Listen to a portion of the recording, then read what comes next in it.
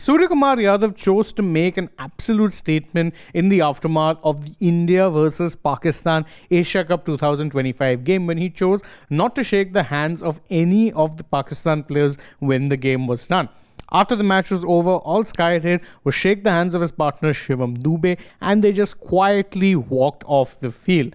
It wasn't much, but the quiet statement said a lot and, truth be told, spoke 1,000 words when it comes to how it is that the common Indian is feeling when it comes to relations with Pakistan. That is, they don't want much in terms of relations to exist. So in that sense, what Sky did went down very well with a lot of Indian cricket fans who said that he did the right thing. They played the match, they were professional about it, but there was no unnecessary brotherhood or bonhomie that was on display. Neither should there have been any. But of course, the most obvious question that then props up is, will Suryakumar actually face any sanctions for such things?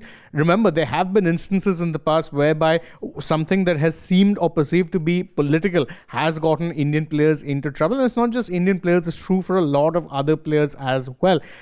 ICC prohibits any kind of political sort of, symbol statement to be put out in the midst of tournaments. And whilst this is an ACC sanctioned tournament, it is worth noting that any international cricket will come under the ambit of the ICC. So can Sky be facing any sanctions for something like this? Well, if you were worried about that happening, I've got some good news for you, because sources have told Sports Today that that's not necessarily going to be the case. And this is true for two things: the lack of a handshake before the game and the statements that he made afterwards, dedicating the win and saying that he stood in solidarity with the victims of the Pahalgam terror attack.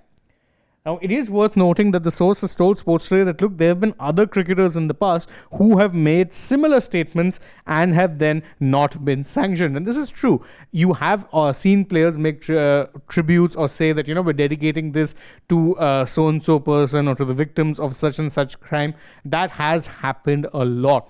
So there is actually no way that he could have been sanctioned for that, because again, it is a fairly harmless, neutral thing when you're looking at it from that perspective. Yes, it's skirting along the lines of being something that could be perceived as political, but it is not actually a political statement in any way, shape or form. In fact, it is something that he's just saying that, look, the members of our country lost their lives in this particular incident and we're just paying tribute to them. So therefore, it makes no sense that we would be putting out any sanctions in this regard. Therefore, it's unlikely that he would actually get sanctioned for something like this. Also worth noting what happened afterwards, the lack of a handshake. And of course, I have to mention that there was no handshake during the toss. And of course, after the match also, nothing doing. How do you sanction someone for something that's just a convention and not in the rule book is something that the same source told us.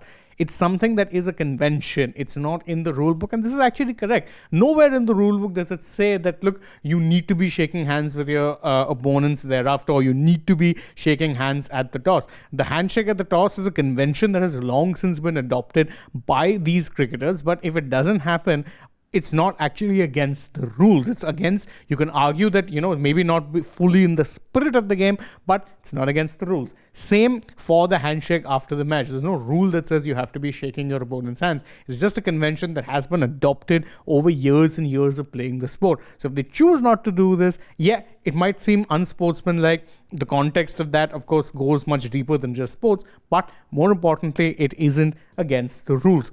So kudos, I'd say, to Sky to actually taking a stand and ensuring that it's done in such a way that he could potentially avoid any sanctions. Because again, the things that he did are not sanction worthy or offense worthy things.